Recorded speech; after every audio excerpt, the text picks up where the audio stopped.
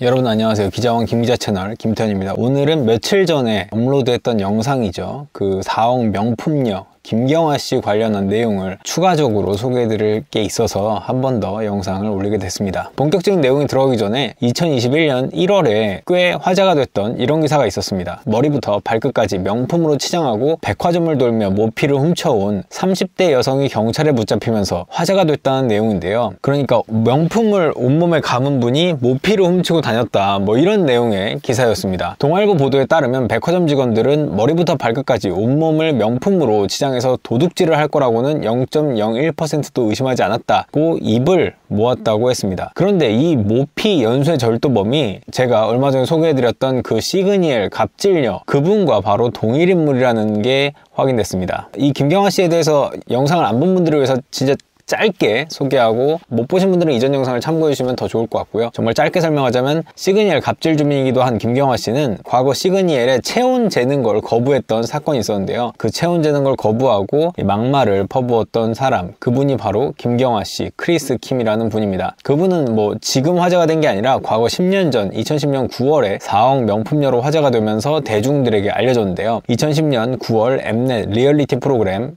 텐트 인 더 시티라는 곳에 출연해 김경아 씨는 색깔별로 사놓은 고급 명품백, 4억 원짜리 목걸이, 억대 외제 자가용 등 자신의 화려한 라이프 스타일에 대해 이야기했고, 워낙 이렇게 화려한 삶을 너무나 어린 나이에 얘기를 했기 때문에 당시에는 탈세나 증여세 의혹이 빗발쳤다고 합니다. 당시 이현동 국세청장은 국회 기획재정위원회 전체회의에서 김경아 씨에 대한 세무조사 착수 계획을 밝히기도 했을 정도로 사회적으로 큰 이슈가 된 바 있습니다. 그러니까 국회에서 이 국세청장이 직접 어떤 한 사람에 대한 논의를 할 정도로 당시에는 엄청난 파급력이 있었던 사건이라고 볼 수 있는 거죠. 다시 돌아가서 김경아 씨가 모피절도 사건의 범인이었다라는 게 어떤 내용이냐, 구체적으로는 다음과 같습니다. 김경아 씨는 2020년 11월과 12월 세 차례에 걸쳐 서울 시내 백화점을 돌며 모피코트 3벌을 훔친 혐의를 받고 있습니다. 근데 저는 모피코트가 이렇게 비싼지는 몰랐는데 엄청나게 비싸더라고요. 12월 6일 송파구 롯데백화점에서도 모피코트를 절도를 했고요. 이 매장에서 가져간 코트는 택 가격이 6,910만 원에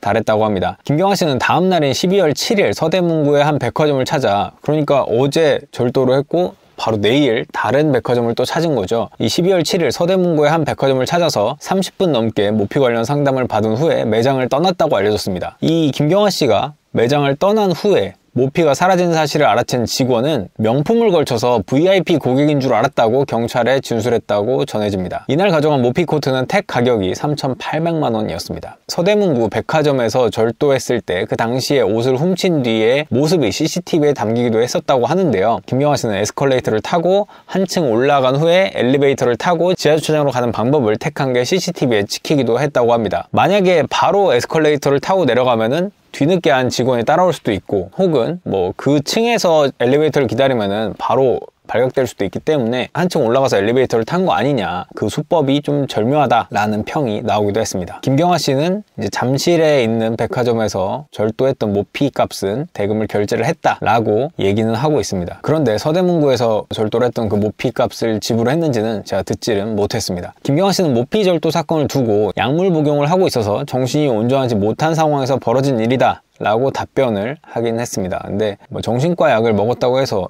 뭐 모피를 절도하고 이런 행각을 벌이기는 어렵지 않냐라는 게 어떤 전문가들의 시각이긴 합니다. 김경아 씨의 절도는 두 사건 외에도 2020년 11월에도 있었습니다. 강남구 한 백화점에서 역시 모피코트를 훔쳐갔었던 일이 있었는데요. 서대문구, 송파구, 강남구 이렇게 3건이 지금 경찰의 수사가 들어간 것으로 파악이 되고 있습니다. 그 외에도 영등포구 한 백화점에서 모피코트를 훔치려다 적발된 적도 있었다고 합니다. 김경아 씨는 절도가 적발되면 사려고 했다라고 하면서 값을 결제했던 것으로 알려집니다. 그러니까 송파구에 있는 백화점에서 절도를 했다가 나중에 변제를 해주는 것처럼 적발이 되면은 그때 결제를 해주는 것으로 전해집니다. 당시 이 모피코트 연쇄 절도범 기사 언론 보도에 따르면 백화점 업계에서는 2020년 모피코트만 노리는 여성 도둑이 있다는 소문이 파다했고, 이 CCTV에 찍힌 김경아 씨의 사진이 백화점들에 뿌려지기도 했다라고 합니다. 김경아 씨는 약물에 취해서 벌어진 일이라고 했지만 이상한 점은 또 있습니다. 약에 취해 벌어진 일이라면 약이 깬 뒤에는 곧바로 매장에 돌려주는 게 일반적인 상식이라고 할 수 있겠습니다. 하지만 김경아 씨는 해명과 달리 이 절도 직후로 추정되는 날짜에 이 물건들을 되팔려고 했던 정황이 나왔습니다. 김경아 씨 지인 이아무개 씨는 김경아 씨가 내게 해당 모피들을 팔기 위해 카카오톡을 보냈다라고 증언을 하고 있기 때문입니다. 이 씨가 제공한 대화 내용을 보면 김경화 씨는 12월 6일, 12월 7일 그 모피를 절도했던 그날 정확히 6,900만 원짜리, 3,800만 원짜리 그 모피의 그 택을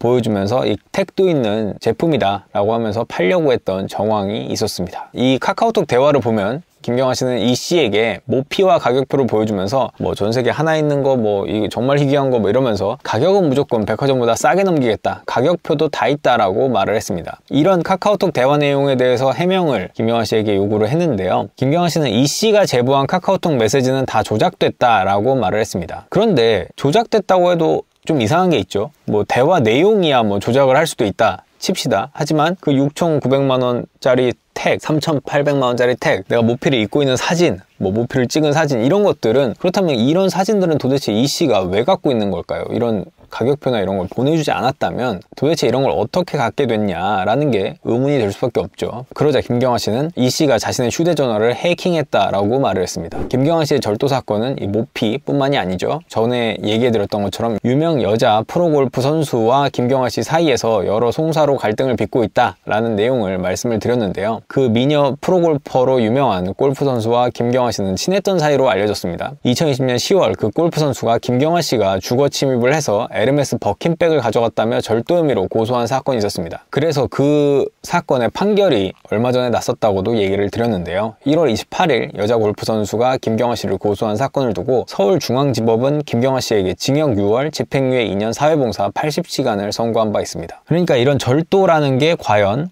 이 모피에만 해당되냐라는 의문이 들 수 있는 지점입니다. 또한 최근에 굉장히 큰 분쟁이 있는 사건이 있는데 그것도 지금 절도 혹은 사기 이런 쪽으로 연관이 되어 있습니다. 지난해 11월 김경화 씨가 단골이었다는 한 주얼리 업체 대표도 김경화 씨를 사기 혐의로 고소를 했는데요. 그 주얼리 업체 대표는 김경화 씨가 단골이었는데 외상 대금이 점점 늘어났고 그 외상을 결제해달라고 요구를 했는데 그러자 김경화 씨가 새 상품 2억 2천만 원, 중고 상품 7,500만 원 정도인 까르띠에 시계를 지인에게 팔아주겠다고 하고 가져갔다고 합니다. 김경화 씨는 안심시키기 위해서 에르메스 가방을 맡겨놨다고 해요. 그런데 김경화 씨가 이 시계를 잃어버렸다고 하면서 이제 이 가방으로라도 조금 그걸 보상을 받자 해서 그 가방을 판정을 해보니 알고 보니 에르메스 가방은 가품이었다고 황당해했던 사건이 있습니다. 김경화 씨는 이 모든 얘기는 다 거짓이다, 허위다, 나는 잃어버렸고 뭐 갚을 생각이다, 뭐 이렇게 주장을 하고 있는데요. 그런데 이 업체 대표와 관련해서 또 하나의 사건이 있었습니다. 김경화 씨와 이 업체 대표와의 갈등을 모르는 이 업체 대표의 친구가 마침 김경화 씨와도 아는 사이였던 겁니다. 그런데 이 업체 대표의 친구이자 김경화 씨의 지인이기도 한 이 사람이 마침 이 주얼리 업체 대표한테 물어보러 온 거예요. 김경화 씨가 판다고 하는 시계가 있는데 정품인지 궁금하다면서 사진을 보여줬다고 해요. 그런데 그 업체 대표가 주얼리, 뭐 시계 이쪽을 하니까 시계 감정을 위해서 친구를 찾아왔다가 알고 보니 이런 사이였다는 걸 알게 된 겁니다. 그러니까 사진으로 감정해보니까 김경화 씨가 판다고 하는 시계도 가품이었다라고 말을 했습니다. 가품을 검증하는 뭔가 방법이 있는데 금에 도색이 벗겨진다거나 어떤 로고가 좀 허접하다 뭐 이런 걸로 사진으로 가품을 대략 판정을 할 수가 있다고 해요. 그래서 그 가품 판정을 해줬고 그렇게 된 김에 이 업체 대표는 친구에게 이런 제안을 합니다. 그 2억짜리 까르띠에 시계를 사고 싶다고 김경화 씨에게만 말해봐라 라고 제안을 하는 겁니다. 그러니까 이 김경화 씨가 이 둘 사이를 모를 것으로 가정을 하고 이 친구한테 그걸 한번 시켜보는 겁니다. 김경화 씨에게 그 잃어버린 시계를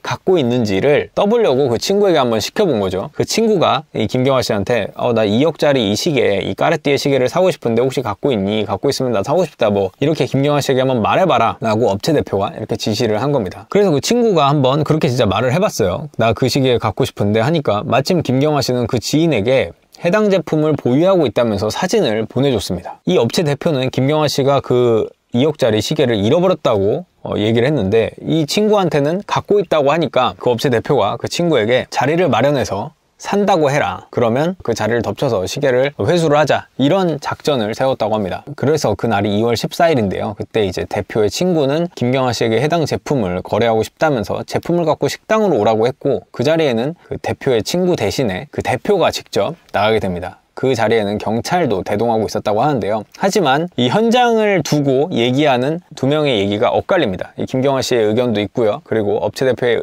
입장도 있습니다. 근데 업체 대표의 얘기를 먼저 하자면 그 현장을 경찰하고 같이 덮치려고 하니까 김경아 씨가 그 순식간에 속으로 넣어버렸다고 합니다. 그래서 순식간에 숨겼고 경찰도 그 안쪽까지는 수색을 할 수가 없어서 어찌하지 못하고 그냥 넘어갔다. 근데 내가 그 시계를 숨기는 걸 분명히 봤다라고 증언을 했습니다. 김경아 씨는 시계는 잃어버린 게 맞다. 이미 나는 시계는 없다. 그리고 그 시계가 있다고 한 건 업체 대표와 대표 친구가 나를 속이려는 걸 알고 일부러 만나자고 했고 빈 박스를 들고 있었다. 난 시계가 없었다. 그리고 경찰이 오수색을 다 해서 내가 뭘 갖고 있더라도 숨길 수가 없는 상황이다. 그러니까 그날은 그냥 골려주려고 만든 자리였다. 뭐 이런 식의 답변을 했습니다. 뭐 둘의 입장은 완전히 엇갈리죠. 근데 업체 대표는 또 이런 말도 했습니다. 그 경찰이 김경아 씨가 이 친구한테 보낸 까르띠에 시계 있어라고 해서 친구한테 판매하기 위해서 보낸 이 까르띠에 시계 사진 정보가 당초 김경아 씨가 잃어버렸다고 했던 시간인 10월보다 한참 뒤에 있었다는 겁니다. 그러니까 까르띠에 시계에 사진 찍은 사진 정보를 보면은 언제 찍었는지가 나오잖아요. 근데 그 사진 정보가 원래는 김경아 씨가 잃어버렸다고 한 게 10월이에요. 근데 그 사진 정보를 보니까 한참 최근인 1월 중순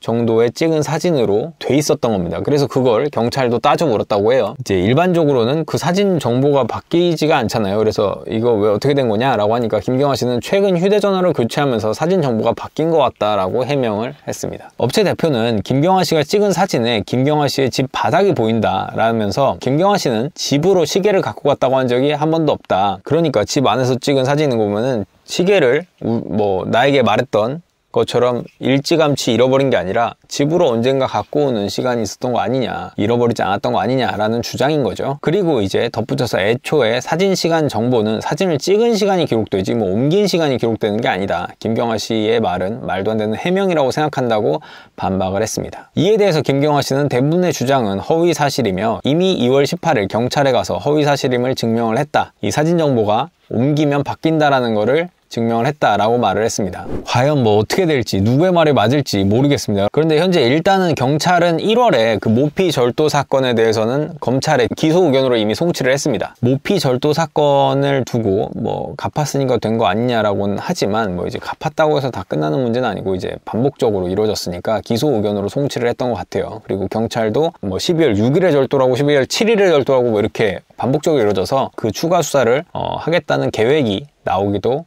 했었습니다. 그 추가 수사가 어떻게 되는지는 잘 모르겠고요. 그리고 그 이후에 이제 또 큰 건은 이제 주얼리 업체 대표와 다투는 이 2억짜리 시계의 향방입니다. 이게 어디로 갔는지, 그리고 정말 김경아 씨가 숨기는지 아니면 김경아 씨는 그냥 정말 잃어버린 것인지, 그것도 지금 어떻게 될지는 지켜봐야 될 것 같습니다. 어쨌건 김경아 씨 관련한 내용은 뭐 대략 이 정도 선에서 뭐 끝날 것 같고요. 앞으로 뭐 또 추가적으로 업데이트된 정보가 있다면 그때 다시 한번 소개를 해드리도록 하겠습니다. 그래서 오늘은 여기까지 하겠습니다. 끝! 구독, 좋아요, 알림 설정까지 부탁드립니다. 20만 가자!